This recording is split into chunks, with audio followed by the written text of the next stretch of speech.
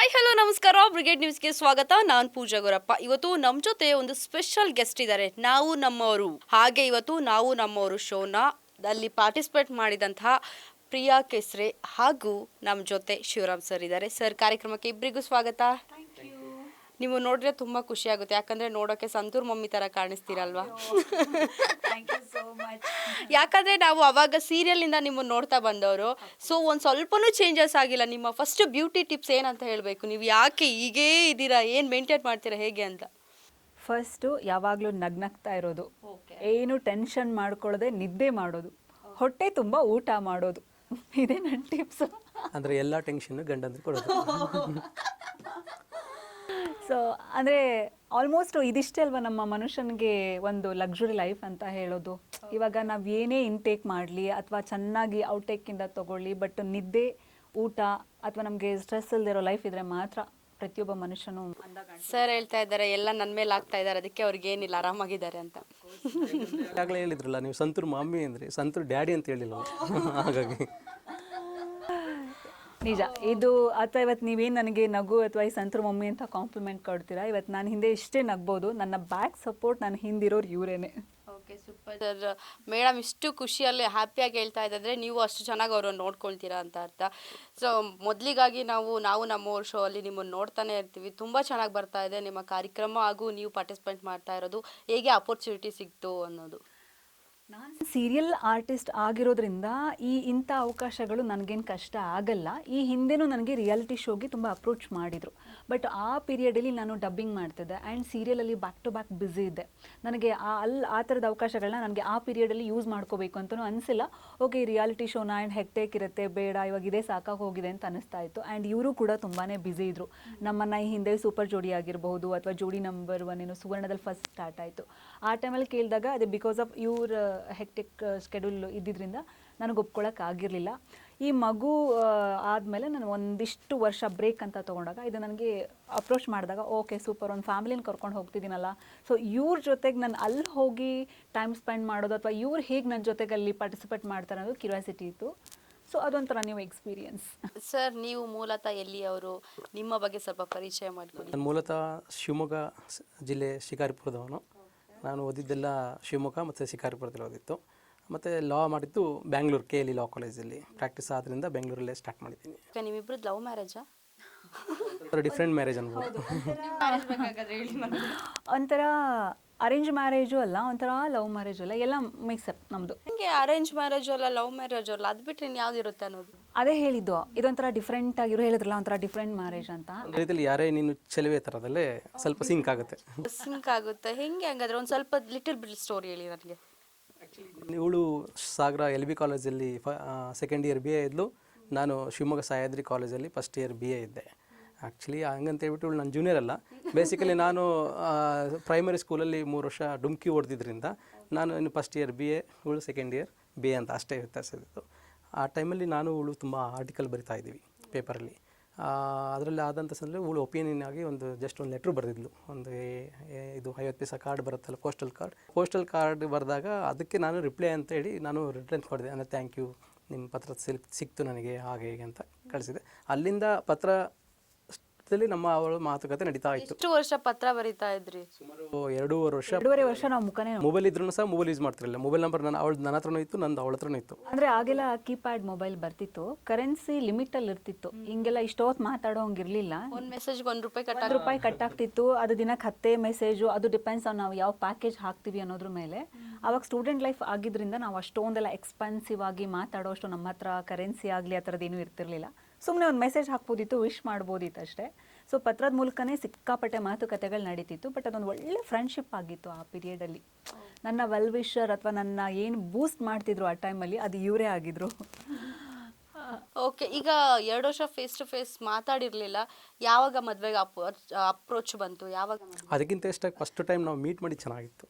ಹೇಗೆ? ಮುಖ ನೋಡಿರಲಿಲ್ಲಲ್ಲ, ಹಾಗಾಗಿ ನಮ್ಮ ಕಾಲೇಜಿಗೆ ಇವಳು ಇದಕ್ಕೆಲ್ಲ ಸೆಮಿನಾರ್ ಬಂದಿದೆ. ಯಾಕಂದರೆ ನಮ್ಮ ಕಾಲೇಜ್ ಮತ್ತು ಇವ್ರ ಕಾಲೇಜಲ್ಲಿ ಲೆಕ್ಚರ್ಸ್ ಸೇಮ್ ಆಗಿಬಿಟ್ಟಿದ್ರು ಜರ್ನಲಿಸಮ್ ನಾನು ಓದ್ತಿದ್ದಾಗ. ಹಾಗಾಗಿ ನಮ್ಮ ಕಾಲೇಜಲ್ಲಿ ಏನೋ ಪ್ರಾಬ್ಲಮ್ ಆಗಿಬಿಟ್ಟು ಇವ್ರ ಕಾಲೇಜ್ಗೆ ನಮ್ಮ ಒಂದಿಷ್ಟು ಜನ ಸ್ಟೂಡೆಂಟ್ನ ಸೆಮಿನಾರ್ಗೆ ಅಂತ ಅಲ್ಲಿ ಕಳಿಸಿದ್ರು. ಸೊ ಆ ಪೀರಿಯಡಲ್ಲಿ ನಾವು ಮೀಟ್. ಟೈಮಲ್ಲಿ ಅದು ನಾನು ನೋಡಿರಲಿಲ್ಲ, ನನ್ನ ಯಾರೋ ಇನ್ನೊಬ್ಬರು ನನ್ನ ಫ್ರೆಂಡ್ ಮೂಲಕ ಹೇಳಿ ಕಳಿಸಿದ್ದು, ಪ್ರಿಯಾ ಬಂದಿದ್ದಾರೆ ಅಲ್ಲಿ ಒಂದು ಕ್ಲಾಸ್ ರೂಮಲ್ಲಿದ್ದಾರೆ ಅಂತೇಳಿ. ಆವಾಗ ನಾನು ಆ ಕ್ಲಾಸ್ ರೂಮಿಗೆ ಹೋದಾಗ first time face to face. ಹೇಗಿತ್ತು face to face first time ನೋಡಬೇಕಾದ್ರೆ? ಅಫ್ಕೋರ್ಸ್ ನನಗೆ ಯಾವಾಗಲೂ ಲೆಟ್ರ್ ಮೂಲಕ ವಿಶ್ ಮಾಡ್ತಾಯಿದ್ರು ಆ್ಯಂಡ್ ಒಂದು ಒಳ್ಳೆ ಬರವಣಿಗೆ ಶೈಲಿ ಇದೆ ಇವ್ರಿಗೆ. ಆ್ಯಂಡ್ ಅಂದರೆ ತುಂಬ ಸಿಮಿಲಾರಿಟೀಸ್ ಇತ್ತು ನಂಗೆ. ಹಂಗಾಗಿ ಒಂಥರ ನೋಡಿದ ತಕ್ಷಣ ಫಸ್ಟ್ ಟೈಮಿಗೆ ಗೌರವ ಕೊಡಬೇಕು, ಒಂದು ಒಳ್ಳೆ ವ್ಯಕ್ತಿತ್ವ ಹೊಂದಿರೋ ವ್ಯಕ್ತಿ ಅಂತ ಅನ್ನಿಸ್ತು. ಸೊ ಖುಷಿ ಆಯಿತು. ಸರ್ ನಿಮ್ಗೆ ಏನು ಅನ್ನಿಸ್ತು ಆ ಸಿಚುವೇಶನ್ ಫಸ್ಟು? ಒಂಥರ ಅದು ಹೇಳಲಿಕ್ಕಾಗಲ್ಲ ಆ ಥರದಲ್ಲಿ. ಅಂದರೆ ಫಸ್ಟ್ ಟೈಮ್ ನೋಡಿದ ಮುಖ ಅಲ್ಲ, ಸಡನ್ನ ಮುಖ ನೋಡಿದ ತಕ್ಷಣ ಓ ಇವಳ ಜೊತೆ ಇಷ್ಟು ದಿನ ನಾನು ಮಾತಾಡ್ತಿದ್ದೆ ಫೋನ್ ಇದು ಪತ್ರದ ಮೂಲಕ ಅಂತ ಆ ಥರದಲ್ಲಿ ಫೀಲ್ ಆಗ್ತಾಯಿತ್ತು ಅಷ್ಟೇ. ಈಗ ನಾವು ನಮ್ಮವರು ಶೋ ಬಂದಾಗ ಅಪರ್ಚುನಿಟಿ ಬಂದಾಗ ಸರ್ ಒಪ್ಕೊಂಡ್ರ? ಓಕೆ, ಅದಕ್ಕೆ ನಾನು ಸ್ವಲ್ಪ ಟೈಮ್ ತೊಗೊಂಡೆ. ಬಿಕಾಸ್ ನಾನು ನಿಮಗೆ ಹಿಂದೆ ಹೇಳ್ದಂಗೆ ಒಂದಿಷ್ಟು ಅವಕಾಶಗಳು ಒದಗಿ ಬಂದಾಗ, ಬಿಕಾಸ್ ಇವ್ರು ಬ್ಯುಸಿ ಇದ್ದರು ಆ ಟೈಮಲ್ಲಿ ನಮ್ಗೆ ಆಗಿರಲಿಲ್ಲ. ಇದು ನನಗೆ ತುಂಬ ವರ್ಷದ ನಂತರ, ಅಂದರೆ ನಾನು ಓಕೆ ಒಂದು ಸ್ವಲ್ಪ ವರ್ಷ ಮಗು ದೊಡ್ಡದಾಗಲಿ ಆಮೇಲೆ ನೋಡೋಣ ಅಂತ ನಾನು ಸದ್ಯಕ್ಕಂತೂ ಯಾವುದೂ ಪ್ರಾಜೆಕ್ಟ್ ಮಾಡ್ತಿರ್ಲಿಲ್ಲ. ಅವ್ರು ಅಪ್ರೋಚ್ ಮಾಡಿದಾಗ ನಾನು ಮನೇಲಿ ಕೇಳ್ಬಿಟ್ಟು ಹೇಳ್ಬೋದಾ ನಿಮಗೆ, ಏನಕ್ಕೂ ನಾನು ಅವ್ರನ್ನ ಕೇಳಬೇಕು ಅಂತಂದೆ. ಸೊ ಕೇಳಿದಾಗ ಇವ್ರು ಒಂದೇ ಮಾತಂದಿದ್ದು, ಓಕೆ ಫೈನ್ ಇವಾಗ ನೋಡೋಣ, ಮಗನೂ ದೊಡ್ಡವನಾಗಿದ್ದಾನೆ ಆ್ಯಂಡ್ ನಿನಗೂ ಒಂದು ಒಳ್ಳೆ ಅವಕಾಶ ಇದು. ಸೊ ನಮ್ಮ ಅಥವಾ ನೀನೇನು ಅಂತ ಒಂದು ತುಂಬ ವರ್ಷ ಆದಮೇಲೆ ತೋರಿಸ್ಕೊಡೋದಕ್ಕಾಗಲಿ. ಆ್ಯಂಡ್ ರಿಯಾಲಿಟಿ ಶೋ ನಾವು ಯಾವಾಗಲೂ ಅಟೆಂಡ್ ಮಾಡಿರಲಿಲ್ಲ. ಓಕೆ ಅಂತ ಇವ್ರು ಹೇಳಿದ್ಮೇಲೆ ಓಕೆ ಫೈನ್ ನಾವು ಬರ್ತೀವಿ ಅಂತ ಹೇಳಿದ್ಮೇಲೆ ಇಮಿಡಿಯೇಟಾಗಿ ವಿಟಿ ಶೋ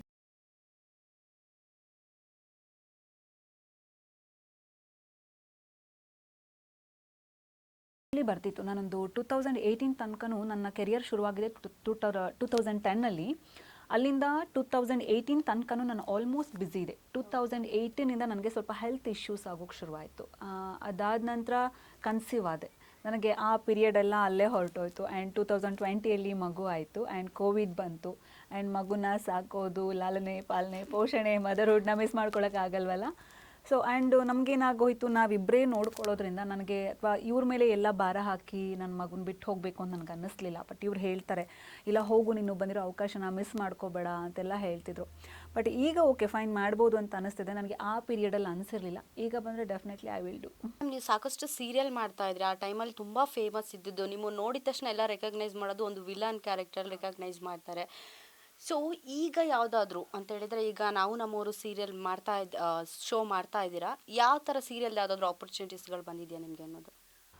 ಕೆಲವೊಂದಿಷ್ಟು ಬರ್ತಿದೆ. ಒಬ್ಬ ಆರ್ಟಿಸ್ಟ್ಗೆ ಒಂದು ಆಸೆ ಇರುತ್ತೆ, ಅದರಲ್ಲೂ ನಾನು ಥಿಯೇಟರ್ ಸ್ಟೂಡೆಂಟು.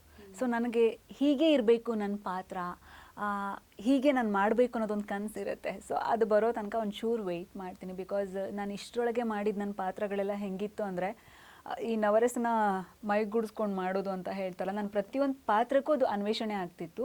ನನಗೆ ಅಷ್ಟು ವರ್ಷದಲ್ಲಿ ಸಿಕ್ಕಿರೋ ಎಲ್ಲ ಕ್ಯಾರೆಕ್ಟರ್ಗಳು ನನಗೆ ಸ್ಯಾಟಿಸ್ಫೈಡ್ ಇತ್ತು. ಅದ್ರ ನಡುವೆ ಮಧ್ಯದಲ್ಲಿ ಒಂದು 2-3 ಆರ್ಟ್ ಮೂವಿಗಳನ್ನು ಮಾಡಿದೆ. ನಾನು ಆರ್ಟ್ ಮೂವಿಗಳನ್ನು ತುಂಬ ಇಷ್ಟಪಡ್ತೀನಿ. ಬಿಕಾಸ್ ಆಫ್ ಒಂದು ಹೊಸ ಎಕ್ಸ್ಪರಿಮೆಂಟ್ ಇರುತ್ತೆ, ನನಗೊಂದು ಕಲಿಯೋದಕ್ಕೆ ಅವಕಾಶ ಇರುತ್ತೆ ಅಂತ ಹೇಳಿ. ಸೊ ಈಗಲೂ ಕೂಡ ನಾನು ಅದೇ ಕಾಯುವಿಕೆಲಿದ್ದೀನಿ ಆ್ಯಕ್ಚುಲಿ.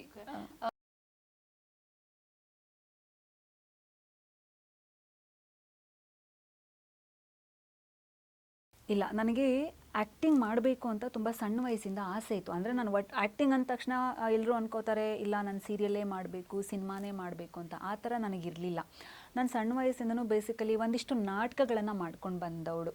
ಆ ಪೀರಿಯಡಲ್ಲಿ ನಾಟಕಗಳನ್ನು ಮಾಡೋದು ತುಂಬ ಕಷ್ಟ ಆಗಿತ್ತು ನನ್ನ ಚೈಲ್ಡ್ಹುಡ್ ಡೇಸಲ್ಲಿ. ಬಿಕಾಸ್ ಆಫ್ ತುಂಬ ಆರ್ಥೋಡಾಕ್ಸ್ ಫ್ಯಾಮಿಲಿ, ನಾನಿದ್ದಂಥ ಊರು ಅದು ಆ ಟೈಮಲ್ಲಿ ಪುರಸಭೆ ಆಗಿಬಿಟ್ಟಿತ್ತು, ತಾಲೂಕು ಲೆವೆಲಲ್ಲೂ ಇರಲಿಲ್ಲ. ಆ್ಯಂಡ್ ಬಹಳ ಕಮ್ಮಿ ಇತ್ತು ನಾಟಕ ಕಲಿಯೋದಕ್ಕಾಗಲಿ ಮಾಡೋದಕ್ಕಾಗಲಿ ಅವಕಾಶಗಳು. ಸೊ ಆ ಪೀರಿಯಡಿಂದ ಒಂದು ಒಳ್ಳೆ ಅಂದರೆ ಆರ್ಟಿಸ್ಟ್ ಆಗಬೇಕು, ನಾನು ಕನ್ನಡ ಚೆನ್ನಾಗಿ ಮಾತಾಡಬೇಕು ಅಂತ ಅಷ್ಟೇ ನನಗೆ ಆಸೆ ಇತ್ತು. ಆ ನಂತರ ನಾನು ಜರ್ನಲಿಸಮ್ ಮುಗಿದ ನಂತರ ನನ್ನ ಕೆಲಸಕ್ಕಂತಾನೆ ನಾನು ಡೈರೆಕ್ಟಾಗಿ ಬಂದಿದ್ದು. ನಾನು ಇಲ್ಲಿ ಆ್ಯಕ್ಟ್ ಮಾಡಬೇಕು ಅಂತಾಗಲಿ ಯಾವುದೂ ಕನಸು ಇಟ್ಕೊಂಡು ಬಂದಿರಲಿಲ್ಲ. ಸೊ ಆ ಟೈಮಲ್ಲೇ ನನಗೆ ರಿಸೆಷನ್ ಅನ್ನೋದು ಸಿಕ್ಬಿಡ್ತು ನಾನು ಬಂದಿರೋ ಮೂಮೆಂಟಲ್ಲಿ. ಅಷ್ಟೊಂದು ಕೆಲಸಕ್ಕೆಲ್ಲ ತೊಗೊಳ್ತಿರ್ಲಿಲ್ಲ ಮೀಡಿಯಾದಲ್ಲಿ. ಒಂದಿಷ್ಟು ಟೈಮ್ ಇಂಟರ್ನ್ಶಿಪ್ ಅಂತ ಮಾಡಿದೆ. ಅದಾದ ನಂತರ ಆಕಾಶವಾಣಿಲಿ 1-2 ಇಂಟರ್ನ್ಶಿಪ್ ಮಾಡಿದೆ. ನಂತರ ಉದಯ ನ್ಯೂಸಲ್ಲಿ ಹೋಗಿ ವರ್ಕ್ ಮಾಡಿದೆ. ಸೊ ಸ್ಯಾಟಿಸ್ಫೈಡ್ ಆಗಲಿಲ್ಲ ನನಗೆ. ಅಂದರೆ ನಾನು ಅಂದ್ಕೊಂಡಂಗೆ ನನಗೆ ವರ್ಕ್ ಕೂಡ ಸ್ಯಾಟಿಸ್ಫೈಡ್ ಆಗ್ತಿರ್ಲಿಲ್ಲ. ಆ ಮೂಮೆಂಟಲ್ಲಿ ಇಲ್ಲಿ ಹೋಗಿ ಒಂದು ಥಿಯೇಟರ್ ಸೇರಿಕೊಂಡೆ ನಾನು. ಸೊ ಅಲ್ಲಿ ನೋಡಿದವ್ರು ಯಾರೋ ಒಬ್ಬರು ಹೇಳಿದ್ರು, ಇಲ್ಲ ನಿಮ್ಮ ಕನ್ನಡ ತುಂಬ ಚೆನ್ನಾಗಿದೆ, ನೀವು ಯಾಕೆ ಟ್ರೈ ಮಾಡಬಾರ್ದು, ನೀವು ಯಾಕೆ ಆರ್ಟಿಸ್ಟ್ ಆಗಬಾರ್ದು, ನಾಟಕನೇ ಯಾಕೆ ಮಾಡ್ಕೊಂಡಿದ್ದೀರಾ ಅಂತ ಹೇಳಿದ್ರು. ಸೊ ಹೌದಲ್ವಾ, ಇವರು ನೋಡೋಣ ನಾನೊಂದ್ಸಲ ಟ್ರೈ ಮಾಡೋಣ ಅಂತ ಅಂದ್ಬಿಟ್ಟು ಒಂದು ಆಡಿಷನ್ ಅಟೆಂಡ್ ಮಾಡಿದ್ದು. ಸೊ ಅದೇನೋ ಹೇಳ್ತಾರಲ್ಲ, first attempt is best attempt ಅಂತ, ಹಾಗಾಯಿತು ಅಷ್ಟೇ. ಓಕೆ ಮೇಡಮ್, ಇನ್ನೊಂದು ಕೇಳಬೇಕು. ಏನಂತ ಹೇಳಿದರೆ, ನೀವು ಒಂದು ಆರ್ಟಿಸ್ಟ್ ಆಗಿ ಆಗ ವರ್ಕ್ ಮಾಡಬೇಕಾದ್ರೆ ಸಾಕಷ್ಟು ಕತೆಗಳು 1 ವರ್ಷ 2 ವರ್ಷ ಈ ಥರ ಹೋಗ್ತಾ ಇದ್ದಿದ್ದು ಕತೆಗಳು. ಮತ್ತು ಆರ್ಟಿಸ್ಟ್ ಅಂದರೆ ಲೈಫ್ ಲಾಂಗ್ 1-2 ಇಯರ್ಸ್ ಆದರೂ ಅದೇ ಒಂದು ಕಥೆಯಲ್ಲಿದ್ದವರು. ಈಗಿನ ಕತೆ ಏನಂತ ಹೇಳಿದರೆ, ಈಗ ಕತೆ ಬಂದು 3 ತಿಂಗಳಿಗೋ 6 ತಿಂಗಳು ನಿಂತೋಗೋಂಥ ಕತೆಗಳು ಬರ್ತಿದೆ. ಮತ್ತು ಆರ್ಟಿಸ್ಟ್ಗಳು ಅಲ್ಲೇ ಸ್ಟಾಪ್ ಆಗಿ ಹೋಗ್ತಾ ಇದ್ದಾರೆ. ಅದು ಕೆಲವರು ಮೆನ್ಷನ್ ಮಾಡ್ತಾರೆ, ಇದು ರಾಜಕೀಯದ ಪ್ರಕಾರ ಆಗ್ತಾ ಇದೆ ಅಂತ. ನೀವಿರ್ಬೇಕಾದ್ರೆ ಹೇಗಿತ್ತು? ನಾನಿರಬೇಕಾದ್ರೂ ಇದು ಎಲ್ಲದೂ ಇತ್ತು, ಇದು ಯಾವುದೂ ಇರಲಿಲ್ಲ ಅಂತಲ್ಲ. ಇವಾಗ ಎಲ್ಲರೂ ಅನ್ಕೋತಾರೆ ಸಿನಿಮಾ ಸೀರಿಯಲ್ ಮಾತ್ರ ಹೀಗಿರುತ್ತೆ ಅಂತ. ನನ್ನ ಫೀಲ್ಡಲ್ಲ, ಇವ್ರ ಫೀಲ್ಡಲ್ಲೂ ಕೂಡ ಅದೇ ಥರ ಕಾಂಪಿಟೇಷನ್ ಇದೆ. ನೀವೀಗ ಒಬ್ಬ ಅಡ್ವೊಕೇಟು ಕೇಳಿದ್ರೂ ಯಾರು ತುಂಬ ಚೆನ್ನಾಗಿ ಕೇಸಸ್ನ ಹ್ಯಾಂಡಲ್ ಮಾಡ್ತಾರೆ ಅದ್ರ ಮೇಲೆ ಅವ್ರಿಗೆ ನೆಕ್ಸ್ಟ್ ಕೇಸಸ್ಗಳು ರೆಫರ್ ಆಗ್ತಾ ಹೋಗುತ್ತೆ, ಅಥವಾ ಅವ್ರ ಪ್ರಾಕ್ಟೀಸ್ ಹೇಗಿರುತ್ತೆ ಅದ್ರ ಮೇಲೆ ಡಿಪೆಂಡ್ ಆಗಿರುತ್ತೆ. ಈಗ ನಿಮ್ಮನ್ನು ಕೇಳಿದ್ರು ನಿಮ್ಮ ಫೀಲ್ಡಲ್ಲೂ ನೀವು ಎಷ್ಟು ಉತ್ತಮವಾಗಿ ಮಾತಾಡ್ತೀರಾ ಅನ್ನೋದ್ರ ಮೇಲೆ ಕೂಡ ಡಿಪೆಂಡ್ ಆಗ್ತಾ ಹೋಗುತ್ತೆ. ಹಾಗೆ ನಮ್ಮ ಫೀಲ್ಡಲ್ಲೂ ಕೂಡ ಇದ್ದೇ ಇರುತ್ತೆ. ಎಲ್ರಿಗೂ ಏನನ್ಸುತ್ತೆ, ಈ ಬಣ್ಣದ ಲೋಕ ಅಂದರೆ ಕಣ್ಣಿಗೆ ಕಾಣುವಂಥದ್ದಲ್ವ ಎದುರುಗಡೆ. ಇವಾಗ ಕಾರ್ಪೊರೇಷನ್ ಫೀಲ್ಡಲ್ಲಿದೆ, IT ಫೀಲ್ಡಲ್ಲಿ, ಯಾವ ಫೀಲ್ಡಲ್ಲಿ ಕಾಂಪಿಟೇಷನ್ ಇಲ್ಲ, ಇಲ್ಲೂ ಕೂಡ ಹಾಗೆ ಇದೆ. ಬಟ್ ಇವಾಗ ಏನಾಗುತ್ತೆ, ಅಷ್ಟು ನನ್ನ ಪ್ರಕಾರ ಅಷ್ಟು ಶ್ರದ್ಧೆಗಳು ಕಮ್ಮಿ ಆಗ್ತಾ ಇದೆ. ಆಗ ಹಂಗಿರಲಿಲ್ಲ. ಥಿಯೇಟರಿಂದ ಬಂದವ್ರಿಗೇ ಒಂದು ವ್ಯಾಲ್ಯೂ ಇತ್ತು. ಓಕೆ, ಇವ್ರಿಗೆ ಕನ್ನಡ ಚೆನ್ನಾಗಿ ಮಾತಾಡೋಕ್ಕೆ ಬರುತ್ತಾ, ಇವ್ರಿಗೆ ಮೆಮೊರಿ ಪವರ್ ಚೆನ್ನಾಗಿದೆಯಾ, ಇವ್ರಿಗೆ ಆ್ಯಕ್ಟಿಂಗ್ ಚೆನ್ನಾಗಿ ಬರುತ್ತಾ ಅನ್ನೋದು ಮಾತ್ರ ಫೋಕಸ್ ಆಗ್ತಾ ಇತ್ತು. ಅದ್ರ ಮೇಲೆ ಕ್ಯಾರೆಕ್ಟರ್ ಕೂಡ ನಿಂತ್ಕೊಳ್ತಾ ಇತ್ತು. ಈಗ ಹಂಗಲ್ಲ. ನೀವು ಎಷ್ಟೋ ಜನನ ನೋಡ್ಬೋದು, ಅಕಾರ ಹಕಾರ ಇರೋದಿಲ್ಲ, ಅಲ್ಪ ಪ್ರಾಣ ಮಹಾಪ್ರಾಣ ಇರೋದಿಲ್ಲ, ರಾಂಗ್ ಪಾಸಸ್. ಸೊ ಇದ್ರ ನಡುವೆ ಏನಾಗ್ತದೆ, ಮತ್ತು ಈಗ ಸೋಷಿಯಲ್ ಮೀಡಿಯಾ ಅಥವಾ ಈಗ TRP ಮೇಲೆ ಒಂದು ಕಾರ್ಯಕ್ರಮ ಅಥವಾ ಒಂದು ಸೀರಿಯಲ್ ಡಿಪೆಂಡ್ ಆಗಿರುತ್ತೆ. ಸೊ ಅವ್ರು ನೋಡ್ತಾರೆ ಯಾವ ಕ್ಯಾರೆಕ್ಟರ್ ಚೆನ್ನಾಗಿ ಹೋಗ್ತಾ ಇದೆ ಅಥವಾ ಜನದ ಪ್ರತಿಕ್ರಿಯೆ ಹೇಗಿದೆ ಅಂತ, ಅದ್ರ ಮೇಲೆ ಎತ್ಕೊಳ್ತಾ ಹೋಗ್ತಾರೆ. ನಂಗೆ ತಪ್ಪು ಅಥವಾ ಸರಿ ಅಂತ ನಾನು ಜಡ್ಜ್ ಮಾಡಲ್ಲ. ಏನಕ್ಕೆ ಅಂದರೆ ಇವಾಗಿನ ಪೀರಿಯಡ್ ಹಂಗಿದೆ. ನಿಮಗೆ ಪ್ರತಿಯೊಂದು ಕೂಡ TRP ಮೇಲೆ ಡಿಪೆಂಡ್ ಆಗಿದೆ. ಸೊ ನೋಡೋರ ಮೇಲೆ ಡಿಪೆಂಡ್ ಆಗಿದೆ ಆ್ಯಂಡ್ ಜನದ ಪ್ರತಿಕ್ರಿಯೆ ಮೇಲೆ ಡಿಪೆಂಡ್ ಆಗಿದೆ ಅಂದಾಗ ಅವರು ಡಿಸೈಡ್ ಮಾಡೋದ್ರಲ್ಲಿ ತಪ್ಪೇ ಇಲ್ಲ. ಅದನ್ನು ಉಳಿಸ್ಕೊಂಡು ಹೋಗೋದು ಆರ್ಟಿಸ್ಟ್ಗಳು ಏನು ಹೇಳ್ತಾರೆ, ಅದೇ ಅದೃಷ್ಟ ಅಂತಲೂ ಹೇಳ್ಬೋದು, ಲಕ್ ಇಲ್ಲ ಅಂತ ಅಂತಲೂ ಹೇಳ್ಬೋದು. ಅದೇ ಡಿಪೆಂಡ್ಸ್ ಆನ್ ಅವ್ರ ಪ್ರಯತ್ನದ ಜೊತೆಗೆ ಅದೇ ನಮ್ಮ ಅದೃಷ್ಟನೂ ಕೂಡ ಇನ್ಕ್ಲೂಡ್ ಆಗುತ್ತೆ ಅದರಲ್ಲಿ. ಓಕೆ ಸರ್, ಈಗ ನೀವು ರಿಯಾಲಿಟಿ ಶೋ ಮಾಡ್ತಾ ಇದ್ದೀರಾ. ಸೊ ಈಗ ನೀವು ಲಾಯರ್ ಆಗಿದ್ರಿಂದ ಈ ಕಡೆ ನಿಮ್ಮ ಒಲವು ಸ್ವಲ್ಪ ತಾಗಿದೆ ಮೇಡಮ್ ಇದ್ದದ ಕಾರಣ. ಸೊ ಹೇಗಾಗ್ತಾ ಇದೆ ಅಂತ?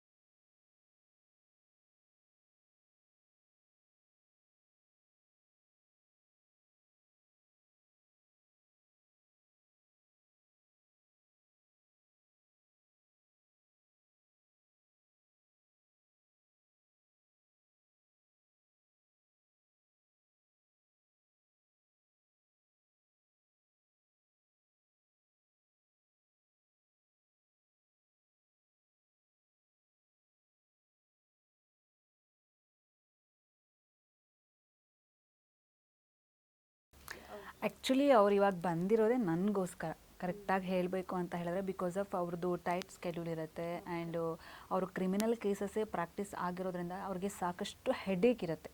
ಸೊ ಆಫೀಸ್ ಇರೋದ್ರಿಂದ ಸೊ ಪ್ರತಿಯೊಂದನ್ನು ಹ್ಯಾಂಡಲ್ ಮಾಡಬೇಕು. ಬಟ್ ನನ್ನ ಒಂದು ಬ್ಯಾಕ್ ಸಪೋರ್ಟ್ ಅಥವಾ ನಾನು ಏನಾದರೂ, ನಾನು ಹೇಳೋದ್ನಲ್ಲ ಆವಾಗಲೇ, ನಾನು ಈ ನಗುವಿಗೆ ಕಾರಣನೇ ಅವರು ಅಂತ. ಸೊ ಇದು ನನಗೋಸ್ಕರನೇ ಅವ್ರು ಬಂದಿರೋದು ಆ್ಯಕ್ಚುಲಿ.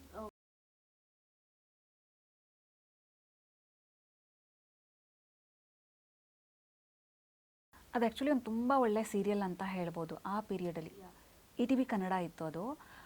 ಆಗ ಉದಯ TV ತುಂಬ ಫೇಮಸ್ ಇತ್ತು. ಅಲ್ಲಿ ಬರೋ ಸೀರಿಯಲ್ಗಳು ಹಳ್ಳಿ ಜನಕ್ಕೆ ಸಾಕಷ್ಟು ಹತ್ತಿರವಾಗಿತ್ತು. ಆ ಮೂಮೆಂಟಲ್ಲಿ ಫಸ್ಟು ಬಿಗ್ ಬಾಸ್ ಅಂತ ಹೇಳಿ ETVಯಲ್ಲಿ ಬಂತು. ಆ ಟೈಮಲ್ಲಿ ಇದು ಹೇಗಿತ್ತು ಈ ಸೀರಿಯಲ್ ಅಂದರೆ, ನಾನು ಮಾಡಿರೋ ಒಂದು 20 ಸೀರಿಯಲ್ ಇದು ಒಂದು ಸೀರಿಯಲ್ಗೆ ಸಮ ಆಗೋಗ್ಬಿಡ್ತು ನನಗೆ. ಸೊ ಅಷ್ಟೊಂದು ಹೆಸರು ತಂದುಕೊಡ್ತು. ನಾನು ಬಹುಶಃ ನನ್ನ ಜೀವನದಲ್ಲಿ ಇನ್ನು ಆ ಥರದ್ದು ಎಷ್ಟೇ ಸೀರಿಯಲ್ ಬಂದರೂ ಬಹುಶಃ ನನಗೆ ಆ ಸೀರಿಯಲ್ನ ಮರೆಯೋಕೆ ಆಗಲ್ಲ ಅಂತ ಅನಿಸುತ್ತೆ.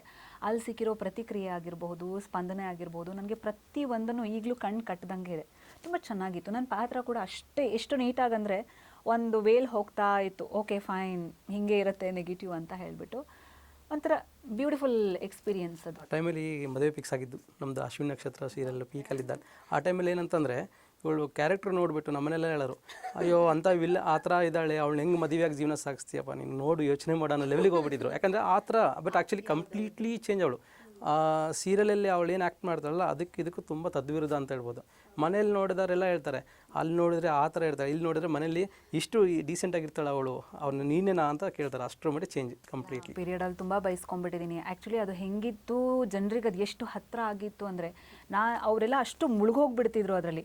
ಎಷ್ಟೋ ಸಲ ಬೈಸ್ಕೊಂಡಿದ್ದೀನಿ, ನೀನು ಯಾಕೆ ಅವಳಿಗೆ ಹಂಗೆ ಗೋಳೈಕೋತೀಯ, ನೀನು ಯಾಕೆ ಈ ಥರ ಮಾಡ್ತೀಯಾ, ನೀನು ಯಾವಾಗ ಒಳ್ಳೆಯವಳಾಗ್ತೀಯಾ, ಇದೇನಿದು ಜನರು ಈ ಲೆವೆಲಿಗೆಲ್ಲ ತಲೆ ಕೆಡಿಸ್ಕೋತಾರ, ಇಷ್ಟೊಂದೆಲ್ಲ ಇದೆಯಾ ಅಂತ ಹೇಳಿ. ಬಟ್ ಆ ಮೂಮೆಂಟಲ್ಲಿ ಸೋಷಿಯಲ್ ಮೀಡಿಯಾ ಅಷ್ಟೊಂದು ಬೂಮಿಂಗಲ್ಲಿ ಇರಲಿಲ್ಲ. ಬರೀ ಫೇಸ್ಬುಕ್ಕು ಏನೋ ಆರ್ಕೂಟ್ ಅಂತ ಒಂದಿತ್ತು ಆ ಮೂಮೆಂಟಲ್ಲಿ. ಅದಾದ ನಂತರ ಇನ್ಸ್ಟಾಗ್ರಾಮ್ ಬಂದಿದ್ದು. ಓಕೆ, ಎಲ್ಲೋ ಒಂದು ಕಡೆ ಫೇಸ್ಬುಕ್ಕಲ್ಲಿ ಕನೆಕ್ಟ್ ಆಗ್ತಿದ್ವಿ, ಒಂದಿಷ್ಟು ಮೆಸೇಜ್ಗಳು ಬರ್ತಿತ್ತು, ಬೈಗುಳ ಕೇಳಿಸ್ಕೊಳ್ತಾ ಇದ್ದೆ, ಡೈರೆಕ್ಟಾಗಿ ಸಿಕ್ಕಾಗಿ ಬೈಯೋರು ಅಷ್ಟೇ. ಬಿಟ್ಟರೆ ನನಗೆ ಈ ಥರದಕ್ಕೆಲ್ಲ ಇವಾಗ ನೀವು ಸೋಷಿಯಲ್ ಮೀಡಿಯಾ ಪ್ರತಿಯೊಬ್ಬರಿಗೂ ಒಂದು ಪ್ಲ್ಯಾಟ್ಫಾರ್ಮ್ ಹೆಂಗಾಗ್ಬಿಟ್ಟಿದೆ ಅಂದರೆ, ಆವಾಗ ಟ್ಯಾಲೆಂಟ್ ಇರೋರನ್ನ ಹುಡ್ಕೋದೇ ತುಂಬ ಕಷ್ಟ ಆಗಿಬಿಟ್ಟಿದ್ದು. ಇವಾಗ ಕಷ್ಟ ಇಲ್ಲ. ನಿಮ್ಮ ಪ್ಲ್ಯಾಟ್ಫಾರ್ಮ್ನ ನೀವೇ ಕ್ರಿಯೇಟ್ ಮಾಡ್ಕೋಬೋದು, ನಿಮ್ಮ ಅವಕಾಶನ ನೀವೇ ಗಿಟ್ಟಿಸ್ಕೋಬೋದು. ನಿಮ್ಮಲ್ಲಿ ಟ್ಯಾಲೆಂಟ್ ಇದೆಯಾ, ಅವಕಾಶನ ನಿಮಗೆ ನೀವೇ ಹೊಂದಿಸ್ಕೋಬೋದು, ಹಾಗಿದೆ. ಬಟ್ ಆ ಪೀರಿಯಡಲ್ಲಿ ಹಂಗಿರಲಿಲ್ಲ. ಅದೊಂಥರ ಆ್ಯಕ್ಚುಲಿ ಬಹುಶಃ ಚಂದದ ಅನುಭವ ಅಂತಾರಲ್ಲ, ಚಂದದ ತೋಟದಲ್ಲಿ ಒಂದು ಗುಲಾಬಿ ಹೂವು ಅರಳಿದಾಗ ಎಷ್ಟು ಖುಷಿ ಆಗುತ್ತೆ. ನನಗೆ ಆ್ಯಕ್ಚುಲಿ ಈಗಲೂ ನಂಗೆ ಅದ್ರ ಹೆಸರು ಕೇಳಿದ್ರೆ, ನನಗೆ ಅಥವಾ ಪಾತ್ರದ ಬಗ್ಗೆ ಮಾತಾಡಿದ್ರೆ ನಂಗೆ ತುಂಬಾ ಖುಷಿ ಇದೆ ಆ್ಯಕ್ಚುಲಿ. ಓಕೆ, ಯಾಕೆ ಇಲ್ಲಿದ್ರು ಎಲ್ಲರೂ ನಿಮ್ಮನ್ನ ರೆಕಗ್ನೈಸ್ ಮಾಡೋದಾಗಿರ್ಬೋದು. ಈಗ ಬರೋ ಸೀರಿಯಲ್ಗಳು 3 ತಿಂಗಳು 6 ತಿಂಗಳುಗಳಿರ್ತದೆ, ಮತ್ತೆ ಆ ಕಥೆನೂ ಅಷ್ಟೊಂದು ಜನಕ್ಕೆ ಸ್ಯಾಟಿಸ್ಫ್ಯಾಕ್ಷನ್ ಇಲ್ಲ. ಆಗ್ಲಿಗೂ ಈಗ್ಲಿಗೂ ಏನು ಬಹಳ ವ್ಯತ್ಯಾಸ ಇಲ್ಲ. ಆಗ ಬರೋ ಕತೆ ಥರನೇ ಈಗಲೂ ಇದೆ. ಒಂದು ಹೀರೋ, 2 ವಿಲನ್, 2 ವಿಲನ್, 2 ಹೀರೋ, ಈ ಥರನೇ ಇವಾಗಲೂ ನಡೀತಾ ಇರೋದು. ಅದೇ ಆ ಮೂಮೆಂಟಲ್ಲಿ ನಿಮ್ಗೆ ಏನಾಗಿತ್ತು ಅಂದರೆ, ಸೋಷಿಯಲ್ ಮೀಡಿಯಾ ಬೂಮಿಂಗಲ್ಲಿ ಇರಲಿಲ್ಲ. ಬರೀ ಫೇಸ್ಬುಕ್, ಅದು ಎಲ್ಲರ ಹತ್ರನೂ ಫೇಸ್ಬುಕ್ ಇರಲಿಲ್ಲ. ಆವಾಗ ಈ ಥರ 4G 5G ಎಲ್ಲ ನಾವು ನೋಡ್ತಿರ್ಲಿಲ್ಲ. ನಿಮಗೆ ನೆಟ್ವರ್ಕ್ಗಳ ಇಶ್ಯೂಸ್ ಇತ್ತು ಊರ ಕಡೆ ಎಲ್ಲ. ಇದು ಯಾವುದೋ ಒಂದು 2 ಸಿಮ್ಗಳು ಮಾತ್ರ ಸಿಕ್ತಿತ್ತು ಅನ್ಸುತ್ತೆ, ಏರ್ಟೆಲ್ಲೋ BSNL. ಅದು ಕೂಡ ನಿಮಗೆ ಲಿಮಿಟೆಡ್ ಕರೆನ್ಸಿ ಇತ್ತು. ಈ ಥರ ವೈಫೈ ಇದ್ರೂ ಎಲ್ಲೋ ಅಪರೂಪಕ್ಕೆ ಇರ್ತಿತ್ತು. ಬಟ್ ಇವಾಗ ಹಂಗಲ್ಲ. ನಿಮಗೆ ಪ್ರತಿಯೊಂದು ಹಳ್ಳಿಲೂ ನೆಟ್ವರ್ಕ್ ನಿಮ್ಗೆ ತುಂಬ ಚೆನ್ನಾಗಿ ಸಿಗುತ್ತೆ. ಪ್ರತಿಯೊಬ್ಬರ ಹತ್ರನೂ ಇವಾಗ ನಿಮ್ಗೆ ಇನ್ಸ್ಟಾಗ್ರಾಮ್ ಇದೆ. ಆ ಪೀರಿಯಡಲ್ಲಿ ಕನೆಕ್ಟ್ ಆಗೋದೇ ತುಂಬ ಕಷ್ಟ ಇತ್ತು. ಹಾಗಾಗಿ ಜನಕ್ಕೆ ಬಹುಶಃ ಗೊತ್ತಾಗ್ತಿರ್ಲಿಲ್ಲ ಅನ್ಸುತ್ತೆ. ನೀವು ಏನು ನೋಡ್ತೀರಾ, ಇಲ್ಲಿ ಬಂದು ಪಕ್ಕದ ಚಾನಲಲ್ಲಿ ಬಂದರು, ಓಕೆ ಫೈನ್, ವಾವ್ ಸೂಪರ್, ಇದು 2 ವಿಲನ್, ಇದು 2 ಹೀರೋ. ಬಟ್ ಇವಾಗಲೂ ಅದೇ ಬರ್ತಿದೆ, ಏನು ವ್ಯತ್ಯಾಸ ಏನು ತುಂಬ ಇಲ್ಲ. ಆದರೆ ಇವಾಗ ಏನಾಗ್ಬಿಟ್ಟಿದೆ ನಿಮಗೆ, ಅದೇ ಹೇಳಿದ್ನಲ್ಲ, ಪ್ರತಿಯೊಬ್ಬರು ಕೂಡ ನಿಮಗೆ ಇಲ್ಲಿ ಆ್ಯಕ್ಟರ್ಸೇ ಆಗಿಬಿಟ್ಟಿದ್ದಾರೆ ಇವಾಗ ಸೋಷಿಯಲ್ ಮೀಡಿಯಾ ಯೂಸ್ ಮಾಡೋರು. ಹಾಗಾಗಿ ಅದು ಏನು ಅನಿಸುತ್ತೆ ನಿಮಗೆ, ಹೊಸ್ತಂತ ಅನ್ನಿಸ್ತಲ್ಲ.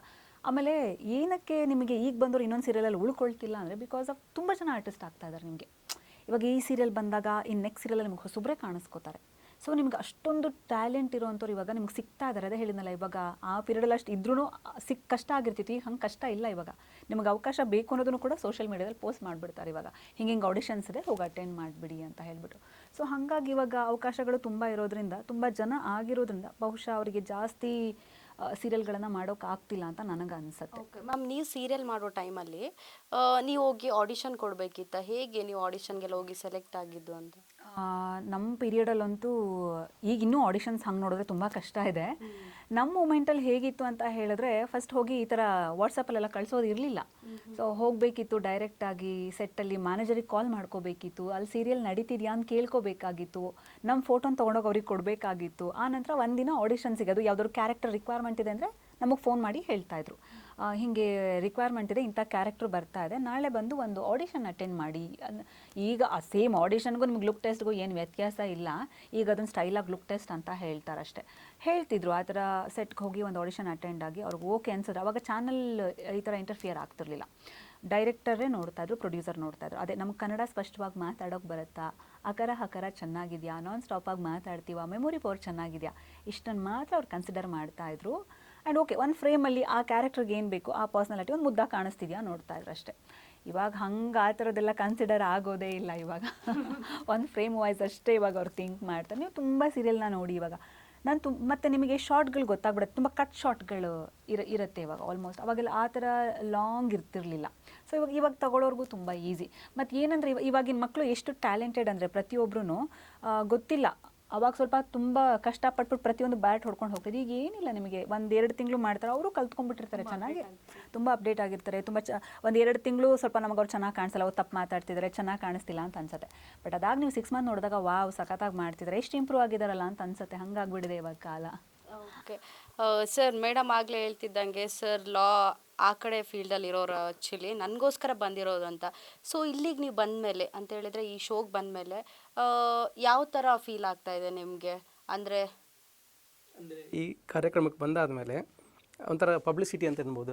ಎಷ್ಟೋ ಜನ ಹೊರಗಡೆ ಹೋಗ್ತಿದ್ದಂಗೆ ಐಡೆಂಟಿಫೈ ಮಾಡ್ತಾ ಇದ್ದಾರೆ. ಅದು ಫಸ್ಟ್ ನನಗೆ ಹೊಸದು ಅನಿಸ್ತಾ ಇದೆ. ಹೋಗ್ತಿದ್ದಂಗೆ ಸರ್ ನೀವು ಟಿ ವಿಲಿ ಬಂದಿದ್ರಲ್ಲ, ನೀವು ಆ ಲಾಯರ್ ಅಲ್ವಾ ಅಂತ ಈ ಥರದಲ್ಲಿ ಐಡೆಂಟಿಫೈ ಒಂಥರ ಅದಂತ ಹೊಸದು ಅನಿಸ್ತಾ ಇದೆ. ಅದೇ ಈ ಥರ ಆಲ್ರೆಡಿ ಏನಂದರೆ ಫಸ್ಟಿಗೆ ನಮ್ಮದು ಶಿಕಾರಿಪುರ ಆಗಿರೋದ್ರಿಂದ ಶಿಕಾರಿಪುರದ ನಂತರ ನಮ್ಗೆ ಲಿಮಿಟೆಡ್ ಪರ್ಸನ್ಸ್ಗಳಿಗೆ ಮಾತ್ರ ಗೊತ್ತಿತ್ತು. ನಾನು ಮೊನ್ನೆ ಒಂದು ಎಪಿಸೋಡ್ ಬಂತು, ಸ್ಕೂಲ್ ಡೇಸ್ ಎಪಿಸೋಡ್ಗೆ. ಅವ ನನಗೆ ಗೊತ್ತಿಲ್ಲದಂಗೆ ಸರ್ಪ್ರೈಸ್ ಆಗಿ ನನ್ನ ಓದಿದ ಸ್ಕೂಲ್ ಮೇಸ್ಟ್ರು ಮತ್ತು ನನ್ನ ಫ್ರೆಂಡು ಈ ಥರ ಕರೆಸಿದಾಗ ಈಗ ಶಿಕಾರಿಪುರದರ ಅಂತೇಳಿ ಆ ಥರದಲ್ಲಿ ಐಡೆಂಟಿಫೈ ಮಾಡ್ತಾ ಇದ್ದಾರೆ. ಹಾಗೆ ಅದೊಂದು ತುಂಬ ಎಕ್ಸ್ಪೀರಿಯನ್ಸ್ ಚೆನ್ನಾಗಿದೆ ಅಂತಾರೆ. ಓಕೆ, ಈಗ ಸೆಲೆಬ್ರಿಟೀಸ್ ಮಾತ್ರ ಸೆಲ್ಫಿ ಕೇಳ್ತಾ ಇದ್ರು, ಈಗ ನಿಮ್ಮನ್ನು ಕೆಲವು ಸೆಲ್ಫಿ ಕೇಳೋರು ಇರ್ತಾರೆ. ಹೌದು, ನಿನ್ನೆ ಹಾಗೆ ಒಂದು ಫಂಕ್ಷನಿಗೆ ಹೋಗಿದ್ದೀವಿ. ಅಲ್ಲೂ ಅಷ್ಟೇ ನನಗೆ ಆ್ಯಕ್ಚುಲಿ ಫೋಟೋ ಅಂದರೆ ಸ್ವಲ್ಪ ಕ್ರೇಜ್ ಇಲ್ಲ, ಇಷ್ಟ ಇಲ್ಲ. ಬನ್ನಿ ಸರ್ ಅಂತಾರೆ. ಅವಾಗೇನಂದರೆ ಆ ಟೈಮಲ್ಲಿ ಈಗ ಫೋಟೋಸ್ ಕೇಳೋಕ್ಕೆ ಸ್ಟಾರ್ಟ್ ಮಾಡಿರೋದ್ರಿಂದ ಅದನ್ನು ಒಂಥರ ಹೊಸ್ತು ಅಂತಿದ್ರೆ ಒಂಥರ ಫೋಟೋ ಕೊಡಲಿಕ್ಕೆ ಮುಜುಗರನೂ ಇದೆ. ಓಕೆ, ನೀವು ಹೇಳ್ತಾ ಇದ್ರಿ ಮೇಡಮ್ ಅಶ್ವಿನಿ ನಕ್ಷತ್ರದಲ್ಲಿ ವರ್ಕ್ ಮಾಡಬೇಕಾದ್ರೆ ವಿಲನ್ ಥರ ಕಾಣಿಸ್ತಾ ಇದ್ರು, ನಮ್ಮ ಫ್ಯಾಮಿಲಿಯೆಲ್ಲ ಸ್ವಲ್ಪ ಭಯ ಪಟ್ಟಿದ್ರು ಅಂತ. ಆ ಸಿಚುವೇಶನ್ನಲ್ಲಿ ಹೇಳ್ಕೊಳ್ಳೋದಾದ್ರಲ್ಲಿ ಹೇಗಾಗಿತ್ತು? ಅಲ್ಲ, ಆವಾಗ ಅವರು ಅಂತ ಹೀಗೆ ಹೇಳಿದರು, ಹೇಗೆ ಬಾಳ್ತೀಯನೋ ಗೊತ್ತಿಲ್ಲ, ನನಗಂತೂ ಡೌಟು, ಅವಳು ನಿನ್ನ ಹಂಗೆ ನುಂಗಿ ನೀರು ಕುಡಿದ್ಬಿಡ್ತಾಳೆ ಅಷ್ಟೇ, ನೋಡ್ತಾ ಇರೋ ಅಂತ ಹೇಳಿ. ಬಟ್ ಅದಾದ ನಂತರದಲ್ಲಿ ಅವರಂದ್ರು ಇವಳು ಇವಳೇನಾ ಅನ್ನೋ ಥರ ಇವಳು ಇದ್ಲು. ಹಾಗಾಗಿ ಕಂಪ್ಲೀಟ್ಲಿ ಹೋಮ್ಲಿ, ಅಂದರೆ ಮನೇಲಿ ಅಡುಗೆ ಇರಲಿಲ್ಲ ಅಂತಾರೆ, ಅವಳು ಅಡುಗೆ ಮಾಡ್ತಾಳೆ, ನಿನಗೆ ಹೋಟ್ಲ್ ಊಟ, ನನಗೆ ಹೋಟ್ಲ್ ಊಟ ಇಷ್ಟ ಆಗೋದಿಲ್ಲ, ನಾವು ಹೊರಗಡೆ ಊಟ ಮಾಡೋದಿಲ್ಲ. ಹಾಗಾಗಿ ಇವಳು ನೋಡಿದರೆ ಈ ಥರ ಇದ್ದಾಳೆ, ನೀನು ಅಡುಗೆ ಮಾಡ್ತಾಳ, ಅವಳು ನಿನಗೆ ಊಟ ಕೊಡ್ತಾಳ ಅಂತೆಲ್ಲ ನೋಡಿದರೆ ವೆರೈಟಿ ಅಡುಗೆ. ಬೆಳಿಗ್ಗೆ ತಿಂಡಿನೂ ಮನೇಲಿ ಮಾಡ್ತಾರೆ, ಮಧ್ಯಾಹ್ನ ಮಾಡಿದ್ರೆ ರಾತ್ರಿ ಅಡುಗೆ ಇರಲ್ಲ, ಬೇರೆ ಚೇಂಜ್ ಮತ್ತೆ ಪುನಃ. ಈ ಥರ ಕಂಪ್ಲೀಟ್ಲಿ ಡಿಫ್ರೆಂಟ್ ಕ್ಯಾರೆಕ್ಟರ್ಸ್. ಆ್ಯಕ್ಚುಲಿ ಅವಳು ಸೀರಿಯಲಲ್ಲಿ ಇರೋದೇ ಬೇರೆ ಥರ, ಮನೇಲಿ ಇರೋದೇ ಬೇರೆ ಥರ. ಅದು ನೋಡಿದರೆ ಅವಳೇ ಇವಳೇನಾ ಅಂತ ಅನಿಸುತ್ತೆ. ಏನು ಫೇವ್ರೇಟ್ ಅವ್ರು ಮಾಡೋ ಫುಡ್ಡಲ್ಲಿ ನಿಮಗೆ? ಎಲ್ಲವೂ ಒಂದಾದರೆ ಹೇಳ್ಬೋದು. ಹಾಗಾಗಿ ತುಂಬ ಅಡುಗೆ ಚೆನ್ನಾಗಿ ಮಾಡ್ತಾಳೆ. ನಾನು ಜಾಸ್ತಿ ಪ್ರಿಪೇರ್ ಮಾಡ್ತೀನಿ ಆ್ಯಂಡ್ ತುಂಬ ಆರ್ಗ್ಯಾನಿಕ್ ಫುಡ್ಗೆ ಜಾಸ್ತಿ ಪ್ರಯಾರಿಟಿ ಕೊಡೋದು. ಸೊ ಅವರು ನಮ್ಮ ಕಡೆ ಅಡುಗೆಗೆ ತುಂಬ ಚೆನ್ನಾಗಿ ಹೊಂದ್ಕೊಂಡಿದ್ದಾರೆ. ಹಶಂಬ್ರ, ತಂಬಳಿ, ಗೊಜ್ಜು, ಕಡುಬು, ರೊಟ್ಟಿ ಈ ಥರದ್ದೆಲ್ಲ ಇಷ್ಟಪಡ್ತಾರೆ. ಆ್ಯಕ್ಚುಲಿ ಅವಳಿಗೆ ಏನಂದರೆ ಫುಡ್ಡನ್ನು ಪ್ಯಾಕ್ ಮಾಡಿ ಕಳ್ಸೋಕ್ಕೆ ತುಂಬ ಆಸೆ. ಆದರೆ ಆ್ಯಕ್ಚುಲಿ ನಾನು ಕೋರ್ಟಿಗೆಲ್ಲ ಊಟ ತಗೊಂಡು ಹೋಗೋದಿಲ್ಲ. ಆದರೆ ಹಾಗಂತೇಳಿ ಹೊರಗಡೆ ಮಧ್ಯಾಹ್ನ ಊಟ ಮಾಡಲ್ಲ, ಪುನಃ ಸಂಜೆ ಆದರೂ ಪರವಾಗಿಲ್ಲ ಮನೆಗೆ ಬಂದು ಊಟ. ಮಧ್ಯಾಹ್ನ ಹಾಗಾದರೆ ಮಾಡಲ್ಲ, ಸಂಜೆ ಬಂದು ಮಾಡ್ತೀರಾ? ಸಮ್ ಟೈಮ್, ಎಲ್ಲ ಟೈಮಲ್ಲೂ ಅಲ್ಲ, ಫ್ರೀ ಇದ್ದಾಗ ಬಂದು ಮಾಡಿಕೊಂಡು ಪುನಃ ಕೋರ್ಟಿಗೆ ಹೋಗ್ತೀನಿ. ಇನ್ ಕೇಸ್ ಆಗೋದೇ ಇಲ್ಲ ಬರಲಿಕ್ಕೆ ಅಂದಾಗ ಸಂಜೆ ಅಂದರೆ ಆ ಥರದಲ್ಲಿ ಹೊರಗಡೆ ಊಟ ಮಾಡೋದಿಲ್ಲ ಮನೇಲಿ. ಅದಕ್ಕೋಸ್ಕರ ನನಗೋಸ್ಕರನೇ ಎಷ್ಟು ಕಷ್ಟ ಆದರೂ ಪರವಾಗಿಲ್ಲ ಅಂತ ಅಡುಗೆ ಮಾಡ್ತಾನೆ ಇರ್ತಾಳೆ. ನಾನು ಏನಂದರೆ ಯಾಕಂದರೆ ಈಗಿನ ಮಕ್ಕಳು ಹೆಂಗೆ ಅಂದರೆ ಗೊತ್ತಿಲ್ಲ, ಆದಷ್ಟು ಈ ಜಂಕು ಹೊರಗಡೆ ಎಲ್ಲ ಅಡಿಕ್ಟ್ ಆಗ್ತಾರೆ. ಮುಂದೊಂದು ದಿನ ನನ್ನ ಮಗ ನನಗೆ ಆ ಕಂಪ್ಲೇಂಟ್ ಹೇಳಬಾರ್ದು. ಆಮೇಲೆ ನನ್ನ ಗಂಡನೂ ಅಷ್ಟೇ, ಓಕೆ ಫೈನ್, ನನಗೇನು ಅನ್ಸುತ್ತೆ ಅಂದರೆ ನನ್ನ ಬದಲೇ ಬೇರೆ ಯಾರಾದರೂ ಸಿಕ್ಕಿದ್ರೆ ಇನ್ನೂ ಲೈಫ್ ಚೆನ್ನಾಗಿರ್ತೀರ, ಅವ್ರ ಮನಸ್ಸಲ್ಲಿ ಅದು ಯಾವತ್ತೂ ಫೀಲ್ ಬರಬಾರ್ದು. ಅದೇ ಕಾರಣಕ್ಕೆ ಮನೆ ನೀಟಾಗಿ ಇಟ್ಕೊಳ್ಳೋದಾಗಿರ್ಬೋದು, ಸೊ ನನ್ನ ಮಗನ ಕಡೆ ಕಾನ್ಸಂಟ್ರೇಟ್ ಮಾಡೋದಾಗಿರ್ಬೋದು, ಇವ್ರ ಕಡೆ ಕಾನ್ಸಂಟ್ರೇಟ್ ಮಾಡೋದಾಗಿರ್ಬೋದು, ಅಡುಗೆಗಳನ್ನ ಜಾಸ್ತಿ ತಯಾರಿ ಮಾಡೋದಾಗಿರ್ಬೋದು, ಇದ್ರ ಕಡೆ ನಾನು ತುಂಬ ಕಾನ್ಸಂಟ್ರೇಟ್ ಮಾಡ್ತೀನಿ. ಅಂದರೆ ಮುಂದೊಂದಿನ ಓಕೆ ನಮ್ಮಮ್ಮ ಮಾಡಲಿಲ್ಲ, ಅದಕ್ಕೆ ನಾನು ಕಲ್ತ್ಕೊಂಡೆ ಹೊರಗಡೆ, ಓಕೆ ನಮ್ಮಮ್ಮ ನಂಗೆ ಇದನ್ನ ಏನೂ ತಿನ್ನಿಸ್ಲಿಲ್ಲ, ಅದು ಬರಬಾರ್ದು ಅನ್ನೋ ಕಾರಣಕ್ಕೇ. ಆದರೆ ನನಗೂ ಕೂಡ ಇಂಟ್ರೆಸ್ಟ್ ಇದೆ, ನಂಗೆ ಇವ್ರದ್ದು ಇಬ್ಬರು ತಿನ್ನಬೇಕು, ನಂಗೆ ತುಂಬ ಖುಷಿ ಆಗುತ್ತೆ. ಹಾಗಿದ್ರೆ ಮೇಡಮ್ ಕೋಪ ಮಾಡ್ಕೊಂಡಿದ್ದು ಯಾವಾಗ ಸರ್ ನಿಮ್ಮ ಜೊತೆ ಲಾಸ್ಟ್ ಆಗಿ? ಈ ಸುಮಾರು ಸಲ ಕೋಪ ಮಾಡ್ಕೊಳ್ತಾಳೆ. ಅದಕ್ಕೇನು ರೀಸೆಂಟಾಗಿ ಈಗ ಇವತ್ತಿನ ದಿನ ನಿನ್ನೆ ದಿನ ಆ ಥರ ಯಾವ ಮೂಮೆಂಟಲ್ಲಿ ಕೋಪ ಮಾಡ್ಕೊಂಡಿದ್ರು, ಯಾವ ವಿಚಾರಕ್ಕೆ ಅಂತ? ಕೋಪ ಅಷ್ಟೊಂದೆಲ್ಲ ಬರಲ್ಲ. ಈಗೆಲ್ಲ ಮಗ ಕೋಪ ಇಳಿಸ್ಬಿಟ್ಟಿದ್ದಾನೆ, ಅವ್ನು ನೋಡ್ಕೊಳ್ಳೋ ಕಾನ್ಸಂಟ್ರೇಷನಲ್ಲಿ ಹೋಗುತ್ತೆ. ಅವಳಿಗೆ ಒಂದು ಕೋಪ ಏನಂತಂದರೆ ಮಾಡಿರೋ ಅಡುಗೆ ತಿನ್ನಬೇಕು. ನನಗೆ ಊಟ ಮಾಡ್ತೀನಿ, ಬಟ್ ನಾನು ಸೈಡ್ಸ್ ಜಾಸ್ತಿ ತಿನ್ನಲ್ಲ, ಓನ್ಲಿ ಒಂದು ಅನ್ನ ಸಾಂಬಾರು ಇದ್ದರೆ ಅಷ್ಟು ಸಾಕು ಅನ್ನೋ ಥರ ನನ್ನ ಕ್ಯಾರೆಕ್ಟ್ರು. ಇವಳ್ದು ಹಂಗಲ್ಲ, ಇವಳ್ದು ಸೈಡ್ಸ್ ಅಂತ ತುಂಬ ಮಾಡ್ತಾಳೆ. ಅಂದರೆ ಈಗ ಬಾಳೆಕಾಯಿ ದಿಂಡು ಪಲ್ಯ, ಕೋಸಂಬರಿ, ಅದು ಇದು ನಾನು ಕಂಪ್ಲೀಟ್ಲಿ ತಿನ್ನಲ್ಲ. ಅದಕ್ಕೆ ಪ್ರತಿ ಸಲ ಅನ್ನೋದು, ನೀವು ಮಾಡಿಟ್ಟಿದ್ರೆ ತಿನ್ನೋಕ್ಕಾಗೋದಿಲ್ಲ ನಿನಗೆ ಅಂತ. ಹೌದಲ್ಲ. ಆ್ಯಕ್ಚುಲಿ ಈಗಿನ ಟ್ರೆಂಡ್ ನಿಮ್ಗೆ ಹೆಂಗಾಗ್ಬಿಟ್ಟಿದೆ ಅಂದರೆ, ನಾನೊಬ್ಳು ಅಡ್ವೊಕೇಟ್ ಹೆಂಡತಿಯಾಗಿ ನಾನು ಸಾಕಷ್ಟು ಕೇಸ್ಗಳನ್ನ ನೋಡಿದಾಗ ಇವತ್ತು ಏನಕ್ಕೆ ಡಿವೋರ್ಸ್ಗಳು ನಡೀತಾ ಇದೆ, ಅವ್ರು ಬೆಳೆದಿರೋ ಕಲ್ಚರು ಕೂಡ ಇನ್ಕ್ಲೂಡ್ ಆಗುತ್ತೆ ಅಂತ ಅನ್ಸುತ್ತೆ. ಹೆಣ್ಮಕ್ಳನ್ನ ಮುದ್ದಾಗಿ ಬೆಳೆಸ್ಬಿಡ್ತಾರೆ. ಸೊ ಅವ್ರು ಗಂಡನ ಮನೆಗೆ ಹೋದಾಗ ಅವ್ರಿಗೆ ಒಂದೇ ಸಲ ಕಷ್ಟ ಆಗುತ್ತೆ. ಆ ಹುಡುಗ ಏನು ಇವಳಿಂದ ಎಕ್ಸ್ಪೆಕ್ಟ್ ಮಾಡ್ತಿರ್ತಾನೆ, ನನಗಳು 3 ಹೊತ್ತು ಅಡುಗೆ ಮಾಡಾಕಬೇಕು, ಹೊರಗಡೆ ತಿಂದಾಗ ಹೆಲ್ತ್ ಹಾಳಾಗುತ್ತೆ. ಸೊ ಆ ಮಕ್ಕಳು ಬೇರೆ ಥರ ಬೆಳೆದಿರ್ತಾರೆ, ಒಬ್ರಿಗೊಬ್ರು ಅಡ್ಜಸ್ಟ್ ಇಲ್ಲ. ಇವತ್ತು ನೀವು ಕೇಳಿ ಏನಕ್ಕೆ ಡಿವೋರ್ಸ್ ಆಯಿತು, ಅವಳು 3 ಹೊತ್ತು ಮನೇಲಿರಲ್ಲ, ಅಡುಗೆ ಮಾಡಲ್ಲ, ಹೊರಗಡೆ ಪಾರ್ಟಿ ಪಬ್ಬು ಅಂತ ಹೋಗ್ತಾರೆ, ಈ ಥರದ್ದು. ಬಟ್ ಅಂಥವರು ಇದ್ದಾರೆ ಹೋಗಿ ಮಾಡೋರು, ಬಟ್ ಕೆಲವ್ರಿಗೆ ಅದು ಅಡ್ಜಸ್ಟ್ ಆಗಿರಲ್ಲ, ಹಂಗೆ ಬೆಳೆದಿರಲ್ಲ. ಸೊ ಆ ಥರ ವಿಷಯದಲ್ಲಿ ನೋಡಿದಾಗ ನಾನು ಅದಕ್ಕೆ ಬೈತಿರ್ತೀನಿ. ಎಷ್ಟೋ ಜನ ಅಡುಗೆ ಮಾಡಲ್ಲ ಅಂತ ಗಲಾಟೆ ಮಾಡ್ಕೊಂಡ್ರೆ, ಮಾಡಿಟ್ಟಿರೋದನ್ನು ನೀನು ತಿನ್ನಲ್ವಲ್ಲ ಗುರು, ಎಷ್ಟೊಂದು ಮಾಡ್ತಿರ್ತೀನಿ ಅಂತ ಹೇಳಿ. ಸರ್ ಡೈವರ್ಸ್ ಕೇಸ್ಗಳು ಜಾಸ್ತಿ ಬರ್ತಾ ಇದೆ. ಸೊ ಈಗ ನಮ್ಮ ಕನ್ನಡ ಇಂಡಸ್ಟ್ರಿಯಲ್ಲಿ ಅದಂತೂ ತುಂಬ ಅಂದರೆ ತುಂಬ ಜಾಸ್ತಿ ಹೆಚ್ಚಿನ ಮಟ್ಟದಲ್ಲಿ ಆಗಿದೆ ಡೈವರ್ಸ್ ಕೇಸ್ಗಳು. ನಿಮ್ಮ ಮಧ್ಯೆ ಆ ಥರ ಏನಾದರೂ ಜಗಳ ಏನಾದರೂ ಮನಸ್ತಾಪಗಳು ಬಂದಿದೆ? ಇಲ್ಲ, ಆ ಲೆವೆಲಿಗೆ ಇವತ್ತಿನವರೆಗೂ ಬಂದಿಲ್ಲ. ಏಕೆಂದರೆ ಗಂಡ ಹೆಂಡತಿ ಅಂದಮೇಲೆ ಸಣ್ಣ ಪುಟ್ಟ ಗಲಾಟೆ ಸಾಮಾನ್ಯ, ಇಲ್ಲ ಅಂತ ಹೇಳಲ್ಲ, ಇರ್ತವೆ. ಬಟ್ ಆದರೆ ಅದು ಒಂದು ನಮ್ಮ ಹಿರಿಯರೊಂದು ಗಾದೆ ಮಾತೇ ಮಾಡಿಬಿಟ್ಟಾರೆ, ಗಂಡ ಹೆಂಡತಿ ಜಗಳ ಉಂಡು ಮಲಗೋವರೆಗೂ ಅಂತ ಹೇಳ್ತಾರೆ. ಯಾವತ್ತೂ ಇದೆಲ್ಲ ಜಗಳ ಆಡಿದ್ದನ್ನು ಅತಿರೇಕಕ್ಕೆ ತೊಗೊಂಡೋಗ್ಬಾರ್ದು. ಅದರಲ್ಲಿ ಯಾರು ತಪ್ಪಿದೆ ಅವರು ತಿದ್ಕೊಂಬಿಟ್ಟು ಹೌದು ಎಸ್ ನಾನು ಹೇಳಿ ನಂದು ಆ ಥರ ಏನಕ್ಕೆ ನಮ್ದು ಅತಿರೇಕಕ್ಕೆ ಹೋಗಿಲ್ಲ ಅಂದರೆ ಇವ್ರು ತುಂಬ ತಾಳ್ಮೆ ಇರುವಂತಹ ವ್ಯಕ್ತಿತ್ವ ಇವ್ರದ್ದು. ನಾನು ಫಸ್ಟ್ ಗಲಾಟೆ ಮಾಡ್ತಿದ್ದೆ, ಸೊ ನಾನು ಕೂಲ್ ಆಗೋ ತನಕ ಇವ್ರು ವೆಯ್ಟ್ ಮಾಡ್ತಾರೆ. ಪುನಃ ಅಥವಾ ಹಂಗೆ ಮಾಡಿದೆ ಹಿಂಗೆ ಮಾಡಿದೆ ಅಂತ ಇವ್ರು ನನಗೆ ಯಾವತ್ತೂ ತಿರುಗಿ ಹೇಳಕ್ಕೆ ಹೋಗಲ್ಲ. ಅದು ನಾನು ಇವರಲ್ಲಿ ಅಂದರೆ ನಾನು ಕಲ್ತ್ಕೊಂಡಿರೋವಂಥದ್ದು, ನಾನು ಇವರಿಂದನೇ ಕಲ್ತಿರೋವಂಥದ್ದು. ಹೌದಲ್ವಾ, ನಾನು ನಿಮಿಷಕ್ಕೆ ಕಿರಿಸ್ದೆ, ಗಲಾಟೆ ಮಾಡಿದೆ, ನನಗೇನು ಸಿಕ್ತು, ಏನೂ ಸಿಕ್ಕಿಲ್ಲ ಅಲ್ವಾ, ನಾನು ಯಾಕೆ ಇಷ್ಟು ಕಿರಿಸ್ದೆ, ಆಮೇಲೆ ಎಷ್ಟೋ ಸಲ ಯೋಚನೆ ಮಾಡ್ತಾ ಇರ್ತೀನಿ. ಸೊ ನನಗೆ ತುಂಬ ಕಲಿಸಿದ್ದು ಇವರಿಂದ ನನಗದೆ. ಇವಾಗ ಹೆಂಗಾಗ್ಬಿಟ್ಟಿದೆ ಅಂದರೆ ಗಲಾಟೆ ಮಾಡಬೇಕು ತಮಾಷೆಗೆ ಅಂದ್ರೂ ನನಗೆ ಅಂದರೆ ಅದು ಹೇಳ್ತಲ್ಲ ಏಜ್ ಮೆಚುರಿಟಿ ಪ್ರತಿಯೊಂದೂ ನಮಗೆ ಕಲಿಸ್ತಾ ಹೋಗುತ್ತೆ ಅನುಭವ ಅಂತ ಹೇಳಿ. ಈಗ ಯಾರ ಹತ್ರನೂ ಗಲಾಟೆ ಮಾಡೋ ಮನಸ್ಸಿಲ್ಲ ಇವಾಗ. ಎಷ್ಟೋ ಸಲ ಇವಳು ಹತ್ತಾಳೆ, ನಾನು ಗಲಾಟೆ ಮಾಡೋದಕ್ಕೆ ರಿಯಾಕ್ಟ್ ಗಲಾಟೆ ಮಾಡೋ ಅಂತೇಳಿ. ಅಂದರೆ ಆ ಟೈಮಲ್ಲಿ ನಾವು ಮಾತಿಗೆ ಮಾತು ಕೊಡಬಾರ್ದು ಯಾವತ್ತೇ ಆಗಿರಲಿ. ಎಲ್ರಿಗೂ ಹೇಳೋದಿಷ್ಟೇ, ಏನೋ ಒಂದು ಮಾತಾಡ್ತಾ ಇದೆ ಅಂತ ಚರ್ಚೆ ಆಗ್ತಿದೆ, ಗಲಾಟೆ ಆಗ್ತಿದೆ ಅಂದಾಗ ಎಷ್ಟು ಸಾಧ್ಯನೋ ಅಷ್ಟು ಲೆಸ್ ಟಾಕ್ ಅಂತ ಹೇಳ್ತೀವಿ, ಕಡಿಮೆ ಮಾತಾಡಬೇಕು. ಅದನ್ನು ಬಿಟ್ಟು ಏನಾಗುತ್ತೆ, ಮಾತಿಗೆ ಮಾತು ಕೊಡ್ತಾ ಇದ್ದಾಗ ಏನಾಗುತ್ತೆ, ಇಲ್ದಿರೋ ವಿಷಯಕ್ಕೆಲ್ಲ ದೊಡ್ಡ ಮಟ್ಟಕ್ಕೆ ಹೋಗ್ಬಿಡುತ್ತೆ ಗಲಾಟೆ, ಇಲ್ದಿರಲ್ಲ ವಿಷಯಕ್ಕೆ. ಆಮೇಲೆ ಫ್ಯಾಮಿಲಿನ ಎಳ್ಕೊಂಬರ್ತಾರೆ. ಆ್ಯಕ್ಚುಲಿ ಫಸ್ಟು ಈ ಮಾಡೋವಂಥ ತಪ್ಪುಗಳೇ ಅದು. ಈ ಹುಡುಗಿ ಮದುವೆ ಆಗ್ತಾರೆ, ಅವರು ಮದುವೆ ಆದಾಗ ಅವರಿಬ್ಬರು ಮಧ್ಯೆ ಏನು ಸಮಸ್ಯೆ ಇದೆ ಅದನ್ನು ಬಗೆಹರಿಸ್ಕೋಬೇಕು. ಅದು ಬಿಟ್ಕೊಂಡು ಹುಡುಗನ ಮನೆಯವ್ರನ್ನ ಎಳ್ಕೊಂಬರೋದು, ಹುಡುಗಿ ಮನೆಯವ್ರನ್ನ ತರೋದು, ನಿಮ್ಮ ಮನೆಯವ್ರು ಹಾಗೆ, ನಿಮ್ಮ ಮನೆಯವ್ರು ಹಿಂಗೆ, ನಿಮ್ಮ ಜಾತಿ ಹಾಗೆ, ನಿಮ್ಮ ಪದ್ಧತಿ ಹಾಗೆ, ನಿಮ್ಮ ಸಂಪ್ರದಾಯ ಹಾಗೆ, ನಿಮ್ಮ ಆಚರಣೆ ಹಾಗೆ. ಅದು ಚೆನ್ನಾಗಿರುವಾಗ ಯಾವ ವಿಷಯನೂ ಬರಲ್ಲ, ಚೆನ್ನಾಗಿದ್ದಾಗ ಅಪ್ಪ ಅಮ್ಮನ ಹೆಸರು ಬರಲ್ಲ, ಸಂಬಂಧಿಕರ ಹೆಸರು ಬರಲ್ಲ. ಅದೆಲ್ಲ ಮ್ಯಾಟ್ರೇ ಆಗಿರಲ್ಲ. ಯಾವ ಕ್ಯಾಸ್ಟ್ ಆದ್ರೂ, ಯಾವ ಆಚರಣೆ ಆದ್ರೂ, ಯಾವ ಸಂಪ್ರದಾಯ ಆದ್ರೂ, ನೀನು ಯಾವ ಊಟ ತಿಂದ್ರೇನು ಅವ್ರ ಕಣ್ಣಿಗೆ ಹೆವೆನ್ ಸ್ವರ್ಗ ಮಾತ್ರ ಕಾಣಿಸ್ತಾ ಇರ್ತಾರೆ. ನಾನು ನಿನ್ನ ಮದುವೆ ಆಗ್ಬಿಡ್ಬೇಕಷ್ಟೇ, ಮದುವೆ 1-2 ಮಕ್ಕಳು ಮಾಡ್ಕೊಂಡ್ಬಿಡ್ಬೇಕು. ಆ ನಂತರ ಅವರಿಗೆ ಅನ್ನಿಸ್ತಾ ಹೋಗುತ್ತೆ, ಕೂತ್ರು ತಪ್ಪಾಗುತ್ತೆ, ನಿಂತರೂ ತಪ್ಪಾಗುತ್ತೆ. ಅವ್ರು ಅದನ್ನ ಮದುವೆ ಮಾಡಬೇಕಾದ್ರೆ ಯೋಚನೆ ಮಾಡ್ಕೊಂಡಿರಲ್ಲ. ನಾನು ಪ್ರತಿಯೊಬ್ಬರಿಗೂ ಅದನ್ನೇ ಹೇಳ್ತೀನಿ, ಈಗ ನೀವೇನು ಈ ಪ್ರೀತಿ ಓಟದಲ್ಲಿ ಓಡ್ತಾ ಇದ್ದೀರಾ, ಸಮುದ್ರ ಕಾಣಿಸ್ತಾ ಇದೆ, ಇದೆಲ್ಲ ನಿಜವಾದ ಜೀವನ ಮಗು ಆಗೋ ತನಕನೂ ಏನೂ ಅಲ್ಲ ಲೈಫ್. ಒಂದು ಮಗು ಆಗತ್ತಲ್ವಾ, ಅದು ಜೀವನ ನಮ್ಮದು. ಒಬ್ರನ್ನೊಬ್ರು ಅರ್ಥ ಮಾಡ್ಕೊಳ್ಳೋದು ತುಂಬ ಇರುತ್ತೆ. ಆ್ಯಂಡ್ ಈಗಿನ ಮಕ್ಕಳು ಹುಟ್ಟೋದೇ ಸ್ವಲ್ಪ ಕ್ರಿಟಿಕಲ್ ಲೈಫ್ಗಳು. ಎಷ್ಟೋ ಜನಕ್ಕೆ ಮಕ್ಕಳಾಗದೆ ಸಮಸ್ಯೆಗಳು. ಅಂದರೆ ನಮ್ಮ ಗುರಿ ಏನು, ನಮ್ಮ ದಯೆ ಏನು, ಅಥವಾ ನಮ್ಮ ಜೀವನ ಎಲ್ಲಿ ಹೋಗ್ತದೆ ಅದನ್ನು ಯಾರೂ ಅರ್ಥ ಮಾಡ್ಕೋತಾ ಇಲ್ಲ. ನೀನು ಆ ಬಟ್ಟೆ ಹಾಕಬೇಡ, ನೀನು ಅಲ್ಲಿ ಹೋಗಬೇಡ, ನೀನು ಹಿಂಗೆ ಕುಂತ್ಕೋಬೇಡ, ನೀನು ಅಡುಗೆ ಮಾಡಿಲ್ಲ, ನಿಮ್ಮ ಮನೆಗೆ ಅವರು ಬಂದರು, ನಿಮ್ಮ ಅಮ್ಮ ಬಂದರು, ಇದ್ರ ನಡುವೆ ಹೊಡೆದಾಡ್ಕೊಂಡು ಸಾಯ್ತಾ ಇದ್ದಾರೆ. ಬಟ್ ಡಿವೋರ್ಸ್ ಕೇಸ್ಗಳು ಬಂದು 1000 ನಿಂತಿರುತ್ತೆ ಇದೇ ಥರ. ಬಟ್ ಅದನ್ನು ಸಣ್ಣ ಪುಟ್ಟ ಸಿಲ್ಲಿಗಳು 1-10 ನಿಮಿಷ ತಾಳ್ಮೆಯಿಂದ ಯೋಚನೆ ಮಾಡಿದಾಗ ನಮ್ಮ ಮಾತು ಅಥವಾ ನಮ್ಮ ನಾಲ್ಗಿನ ಹಿಡಿತದಲ್ಲಿ ಇಟ್ಕೊಂಡ್ರೆ ನನ್ನ ಪ್ರಕಾರ ಎಲ್ಲ ಸರಿ ಹೋಗುತ್ತೆ ಅಂತ ಅನಿಸುತ್ತೆ. ಮೇಡಮ್, ಇನ್ನೊಂದು ವಿಚಾರ ಏನಂತ ಹೇಳಿದರೆ, ಈಗ ಸಿನಿಮಾ ಮಾಡೋರು, ಸೀರಿಯಲ್ ಮಾಡೋರು ಈ ಶೂಟಿಂಗ್ ಬ್ಯುಸಿಯಲ್ಲಿ ಫ್ಯಾಮಿಲಿಗೆ ಟೈಮ್ ಕೊಡೋಕ್ಕಾಗ್ತಾ ಇರಲ್ಲ. ತುಂಬ ಲಾಂಗ್ ಟೈಮ್ ತೊಗೊಂಡು ಮಗು ಮಾಡ್ಕೊಳಕ್ಕೆ ಹೋಗ್ತಾರೆ, ಕೆಲವರಿಗೆ ಮಗು ಆಗಲ್ಲ. ಸೊ ಈ ಥರ ಸಿಚುವೇಶನ್. ಹೌದು, ಆ ಲಿಸ್ಟಲ್ಲಿ ನಾನು ಕೂಡ ಇದ್ದೀನಿ, ಇಲ್ಲ ಅಂತಲ್ಲ. ಅಫ್ಕೋರ್ಸು ಟೈಮ್ ಕೊಡೋಕ್ಕೆ ಆಗಲ್ಲ ಅನ್ನೋಕ್ಕಿಂತ ನಮ್ಮ ಆರ್ಟಿಸ್ಟ್ಗಳ ಮೈಂಡ್ಸೆಟ್ ಹೇಗಿರುತ್ತೆ ಅಂದರೆ, ನಾವೇನೋ ಅದರಿಂದ ತುಂಬ ದುಡ್ಡು ಮಾಡಿಬಿಡ್ತೀವಿ, ಅಥವಾ ದೊಡ್ಡದೊಂದು ಆಡಿ ಕಾರ್ ತೊಗೊಂಡ್ಬಿಡ್ತೀವಿ, ಬಂಗ್ಲೋ ಕಟ್ಬಿಡ್ತೀವಿ ಇಲ್ಲ ಅಂತ ಅಂದ್ಕೊಂಡಿರಲ್ಲ. ಒಬ್ಬ ಆರ್ಟಿಸ್ಟ್ಗೆ ತುಂಬ ಮುಖ್ಯ ಆಗಿರೋದು, ನಾನೊಬ್ಳು ಒಳ್ಳೆ ಆರ್ಟಿಸ್ಟ್ ಆಗಿ ಆ ಸ್ಕ್ರೀನ್ ಮೇಲೆ ನಾನು ಕಾಣಿಸ್ಕೋಬೇಕು ಅನ್ನೋದು ಮಾತ್ರ ನಮಗೆ ಮುಖ್ಯ ಆಗಿರುತ್ತೆ. ನಾನು ಕೂಡ ಅದೇ ಪೀರಿಯಡಲ್ಲೇ ಇದೆ. ನಾನು ಈಗಲೂ ಕೂಡ ಅದನ್ನೇ ಇಷ್ಟಪಡ್ತಿರೋದು. ನಾನೊಬ್ಳು ಒಳ್ಳೆ ಆರ್ಟಿಸ್ಟ್ ಆಗಬೇಕು, ನಾನು ಹೀರೋಯಿನ್ ಆಗಬೇಕಂತನೂ ನಾನು ಬಂದೋಳಲ್ಲ, ಒಂದು ಒಳ್ಳೆ ಕಲಾವಿದೆ ಆಗಬೇಕಂತ ಮಾತ್ರ ಅಂದ್ಕೊಂಡವಳು ಮುಂದೂ ಕೂಡ. ಬಟ್ ಹಾಗೆ ಹೋಗ್ತಿರ್ಬೇಕಾದ್ರೆ ಏನು ಅನಿಸುತ್ತೆ, ತುಂಬ ವರ್ಷ ಆಗಿಬಿಡುತ್ತೆ, ಒಂದಿಷ್ಟು ವರ್ಷ ಆಗುತ್ತೆ, ಏಜ್ ಆದಾಗ ಅವಕಾಶಗಳು ಕಮ್ಮಿ ಆಗುತ್ತೆ. ಅಥವಾ ನಮ್ಮದು ಹಾಗೆ ಅವಕಾಶಗಳು ಕಮ್ಮಿ ಆಯಿತು ಅನ್ನೋಕ್ಕಿಂತ ಹೆಚ್ಚಾಗಿ ನಮ್ಮದು ಮದುವೆಯಾಗಿ ಒಂದು 6-7 ವರ್ಷ ಆಗಿತ್ತು. ನಿಮಗೆ ಅನಿಸುತ್ತೆ ಒಂದು 6-7 ವರ್ಷ ಆದಮೇಲೆ ಲೈಫಲ್ಲಿ ಏನಾದರೂ ಒಂದು ಸಮಥಿಂಗ್ ಸಣ್ಣದೊಂದು ಚೇಂಜಸ್ ಬೇಕು ಅಂತ ಅನಿಸತ್ತಲ್ವಾ.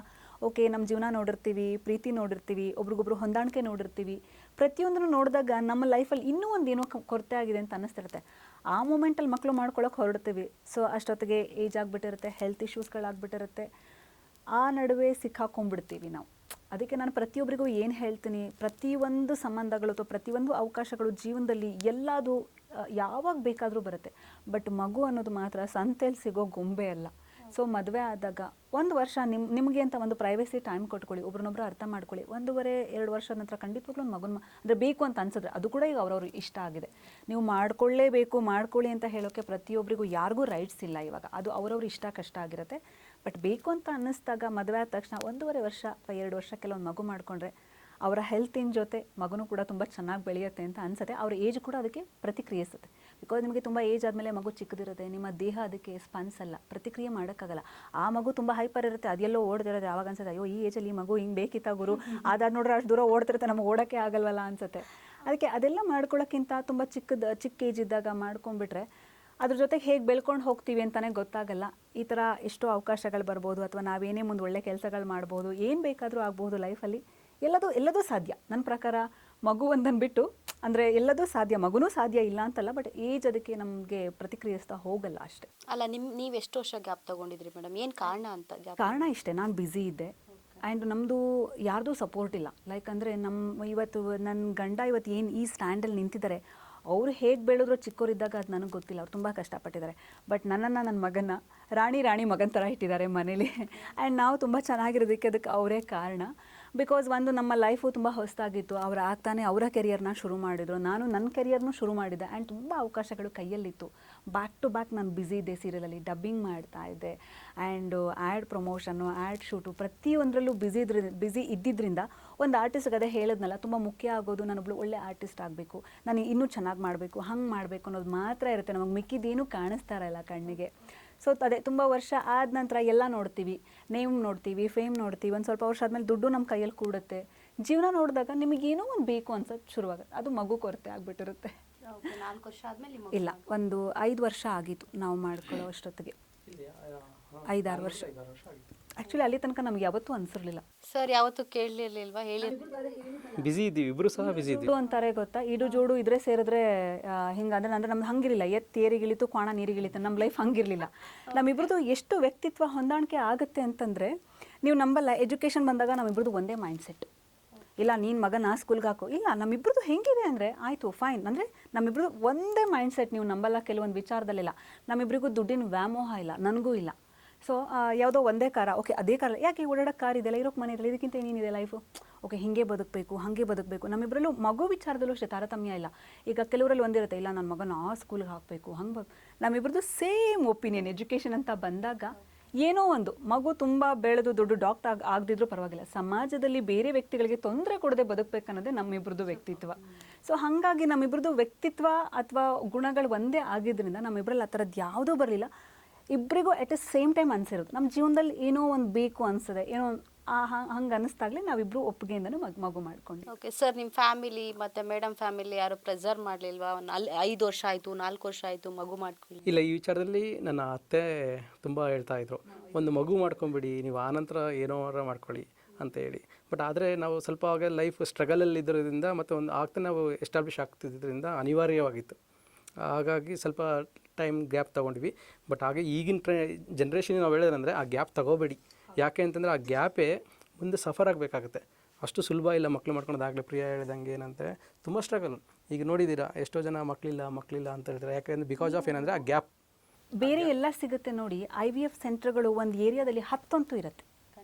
ನೀವು ಬೇರೆ ಕಂಟ್ರಿ ಕಂಪೇರ್ ಮಾಡಿದಾಗ ನಮ್ಮ ಕಂಟ್ರಿಯಲ್ಲಿ ಅಥವಾ ನಮ್ಮ ಈ ಬ್ಯಾಂಗ್ಳೂರು ಅಂತ ಊರಲ್ಲೇ ನೀವು ಒಂದು ಏರಿಯಾಕ್ಕೆ ಹೋಗಿಬಿಟ್ರೆ ಈ ಪಾರ್ಲರ್ ಓಪನ್ ಇರುತ್ತೆ ಗೊತ್ತಾ, ಆ ಥರ ನಿಮಗೆ IVF ಸೆಂಟರ್ಗಳು ಸಿಗ್ತಾ ಹೋಗುತ್ತೆ. ಆ್ಯಂಡ್ ನಿಮಗೆ ಗೈನೋ ಕ್ಲಿನಿಕ್ಗಳು ಒಂದೊಂದು ಗಲ್ಲಿಲೇ ನಿಮ್ಗೆ ಸಿಗ್ತಾ ಹೋಗುತ್ತೆ. ಬಟ್ ಅದು ಆಗಬಾರ್ದು ನಮ್ಮ ಮುಂದಿನ ಜನ್ರೇಷನ್ಗೆ. ಯಾಕಂದರೆ ಮಕ್ಕಳು ಹೆಲ್ತ್ ಚೆನ್ನಾಗಿರಲ್ಲ. ಬಿಕಾಸ್ ಒಂದು ನಮ್ಮ ದೊಡ್ಡವ್ರು ಅಷ್ಟಿಲ್ಲದೆ ಹೇಳಿಲ್ಲ, ಒಂದು ಏಜಲ್ಲಿ ಮದುವೆ ಆಗಿಬಿಡ್ಬೇಕು, ಆ ಏಜಲ್ಲಿ ಮಕ್ಕಳಾಗ್ಬಿಡ್ಬೇಕು. ನೀವು ಬದುಕಿ ಬಾಳೋದಕ್ಕೂ ತುಂಬ ಅನುಕೂಲ ಆಗುತ್ತೆ. ಆ್ಯಂಡ್ ನಿಮ್ಮ ಏಜು ಆ ಮಗು ಬೆಳೀತಾ ಪ್ರತಿಕ್ರಿಯಿಸ್ತಾ ಹೋಗುತ್ತೆ. ಸೊ ನಾವು ಯಾವುದೋ ಏಜಿಗೆ ಮದುವೆ ಆಗ್ತೀವಿ, ಇನ್ಯಾವುದೋ ಏಜಿಗೆ ಮಗು ಮಾಡ್ಕೋತೀವಿ. ಆ ಮಗು ಬೆಳೆಯೋದ್ರೊಳಗೆ ಆ ಮಗುನ ಬಿಟ್ಟು ಹೊರಟೋಗ್ಬಿಟ್ಟಿರ್ತಾರೆ. ಆ ಮಗುದ ಮುಂದೆ ಲೈಫ್ ಏನು? ಸೊ ಅಲ್ಲಿ ತನಕ ನಮ್ಮ ಜೀವನ ಕೂಡಿಟ್ಕೊಳ್ಳೋದ್ರೊಳಗಡೆ ಆಗ್ಬಿಟ್ಟಿರುತ್ತೆ. ಅದಾಗಬಾರ್ದು. ಏನೇನು ಆಗಬೇಕು, ಯಾವ್ಯಾವ ಕಾಲಕ್ಕೆ ಯಾವ್ದು ಏನೇನು ಬೆಳಿಬೇಕು, ಬೆಳೆಗಳಂತಾರಲ್ಲ ಹಂಗಂಗೆ ಆ ಕಾಲಕ್ಕೆ ಅದು ಆಗ್ಬಿಡಬೇಕು. ನಿಜವಾಗ್ಲೂ ನಮ್ಮ ದೊಡ್ಡವ್ರು ಅಷ್ಟಿಲ್ಲದೆ ಯಾವುದೂ ಮಾಡಿಲ್ಲ. ಮದುವೆ ಇಷ್ಟೇ ವರ್ಷಕ್ಕಾಗಬೇಕು, ಮಕ್ಕಳು ಇಷ್ಟೇ ವರ್ಷ. ಅದಕ್ಕೆ ನೋಡಿ ನನಗೆ ಆ್ಯಕ್ಚುಲಿ ನನ್ನ ಅಪ್ಪನ ಮನೆ ಕಡೆ 5ನೇ ಜನ್ರೇಷನ್. ನಾನು ಅಜ್ಜಿ ಇವಾಗ ನಮ್ಮ ಅಪ್ಪನ ಮನೆ ಕಡೆ. ಸಂತೂರ್ ಅಜ್ಜಿ. ನಾನು ಸಂತೂರ್ ಮಮ್ಮಿ ಅಂದೆ, ಸಂತೂರ್ ಅಜ್ಜಿ ಆಗಿದ್ದೀರಾ? ಹೌದು, ನಂದು ಅಪ್ಪನ ಮನೆ ಕಡೆ 5ನೇ ಜನ್ರೇಷನ್ ನಡೀತಾ ಇರೋದು. ಅದೇ ನನಗೆ ಇವಾಗ ನನ್ನ ಮರಿ ಮಗು ಇದೆ, ಆ ಥರ ಇದೆ ಇವಾಗ. ಸೊ ಅವ್ರದ್ದೆಲ್ಲ ಹಂಗೆ ಬೇಗ ಮದುವೆ ಆಯಿತು. ಈಗ ಇನ್ನು ಮುಂದೆ ನಮ್ಮ ಜನ್ರೇಷನ್ಗೆ ನನ್ನ ಮಗನಿಗೆ ಬೇಗ ಮದುವೆ ಮಾಡಿದ್ರೆ ನಾನು ಮೊಮ್ಮಗನ ನೋಡ್ಬೋದು. ಇಲ್ಲ ಓಕೆ ಅವರು ಫೈನ್ ಹಿಂಗೆ ಹೋಗಲಿ ಅಂದರೆ ನಾವು ಅದನ್ನ ಮುಂದಿನ ಪೀಳಿಗೆ ನೋಡೋಕ್ಕಾಗಲ್ಲ. ಬಟ್ ನಾನೇನು ಹೇಳ್ತೀನಿ, ನೀವು ಲೈಫಲ್ಲಿ ಎಲ್ಲದನ್ನೂ ನೋಡಲ್ಲ. ಹೇಗಾಗಿದೆ ಅಂದರೆ ಈಗ ಅಪ್ಪ ಮಗ ಹೋಗ್ತಾ ಇದ್ರೆ ಅಜ್ಜ ಮೊಮ್ಮಗ ಹೋಗ್ತಿದೆ, ನನ್ನ ಪರಿಸ್ಥಿತಿ ಬಂದ್ಬಿಟ್ಟಿದೆ. ಹೌದು, ನಿಜವಾಗ್ಲೂ ಅದು ಆಗಬಾರ್ದು. ಬಿಕಾಸ್ ನೀವು ಅವ್ರ ಜೊತೆಗೆ ಟೈಮ್ ಸ್ಪೆಂಡ್ ಮಾಡೋಕ್ಕಾಗಲ್ಲ. ಒಂದು ಮಗು ಬೆಳೀತಾ ಬೆಳೀತಾ ನೀವು ಯಾವ ಏಜಲ್ಲಿ ಮಗು ಮಾಡ್ಕೊಂಡ್ರೆ ಆ ಏಜಲ್ಲಿ ಆ ಮಗು ಜೊತೆಗೆ ನೀವು ಪ್ರತಿಕ್ರಿಯೆ ಮಾಡ್ಬೋದು. ಒಂದು ಒಳ್ಳೆ ಅಂದರೆ ಫ್ರೆಂಡ್ ಥರ ಹೋಗ್ಬೋದು. ಇವ್ರು ಹೇಳ್ದಂಗೆ ಅಜ್ಜ ಮೊಮ್ಮಗು ಹೋಗೋ ಟೈಮಲ್ಲಿ ಅಂದರೆ ನಿಮಗೆ ಅಯ್ಯೋ ಬಿಟ್ಬಿಡೋ ನನ್ನ ಪಾಡಿಗೆ ನನಗೆ ಸಾಕಾಗೋ ಹಂಗೆ ಅದು ಆಗಬಾರ್ದು ಲೈಫಲ್ಲಿ. ಬಟ್ ಅದೇ ಯಾವ್ಯಾವ್ದು ಏನೇನು ಆಗಬೇಕೋ ಅದು ಆಗಿಬಿಡ್ಬೇಕು ಜೀವನದಲ್ಲಿ. ಇನ್ನಷ್ಟು ಹೆಚ್ಚಿನ ಮಾಹಿತಿಗಾಗಿ ಫಾಲೋ ಮಾಡಿ ಬ್ರಿಗೇಡ್ ನ್ಯೂಸ್ ಕನ್ನಡ.